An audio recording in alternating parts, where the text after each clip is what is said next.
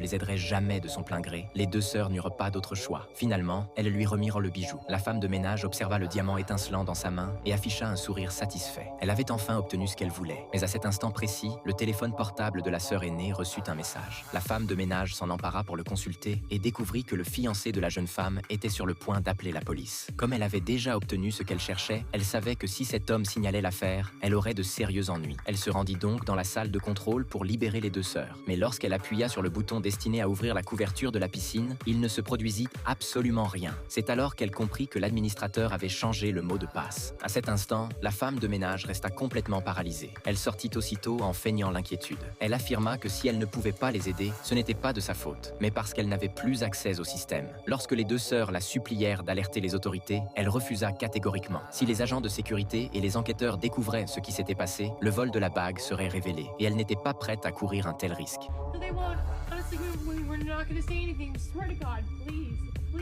Malgré les supplications incessantes des deux sœurs, la femme de ménage demeura indifférente. Après quelques brèves explications, elle s'en alla. Les deux sœurs sombrèrent alors dans le désespoir. Peu après, la sœur aînée perdit connaissance. La cadette paniqua. Elle savait que sa sœur avait besoin d'insuline au plus vite. C'est pourquoi elle retourna au fond de la piscine. Elle était convaincue que si elle parvenait à arracher la grille de l'évacuation, elle pourrait utiliser son poids pour briser la couverture. Mais les vis de la grille refusaient de céder malgré tous ses efforts. Elle n'eut d'autre choix que de remonter sans cesse à la surface. Là, elle reprenait un peu d'énergie en respirant quelques instants, et dès qu'elle avait retrouvé suffisamment de force, elle replongeait pour réessayer. Cependant, chaque fois qu'elle sortait de l'eau, elle voyait sa sœur dans un état plus grave encore, ce qui augmentait davantage la pression qu'elle ressentait. C'est alors qu'elle se souvint du vêtement qu'elle avait trouvé plus tôt. Elle l'emporta au fond de la piscine et le noua pour fabriquer une corde de fortune. Puis elle la fit passer à travers les ouvertures de la grille d'évacuation. Après d'innombrables efforts, elle réussit finalement à l'arracher. Sans perdre une seconde, elle remonta à la surface et commença à frapper la couverture avec la grille. Comme elle l'avait imaginé, des fissures apparurent peu à peu dans la structure. Enfin, les deux sœurs retrouvèrent l'espoir. Au prix d'un immense effort, la cadette parvint à faire sortir son aînée. Puis, elle trouva l'insuline et la lui injecta immédiatement. Peu après, la sœur aînée reprit connaissance. Mais alors que l'espoir renaissait, la femme de ménage réapparut, une arme à la main. Elle craignait que les deux sœurs ne révèlent ce qui s'était passé. Si l'histoire de la bague venait à être découverte, elle ne tarderait pas à être arrêtée. C'est pourquoi elle décida d'éliminer ce problème. Malgré toutes les explications de la cadette, qui lui assurait qu'elle ne révélerait jamais la vérité, la femme de ménage devenait de plus en plus agitée et avançait lentement vers elle. N'ayant plus aucune autre solution, la cadette se plaça devant sa sœur pour la protéger. Peut-être en voyant le lien profond qui unissait les deux sœurs, la femme de ménage abaissa lentement son arme et leur rendit la bague. À mesure que la tension retombait, la cadette appela rapidement les enquêteurs, tout en indiquant à la femme de ménage qu'elle devait partir. Finalement, les deux sœurs réussirent à survivre grâce à leurs propres efforts.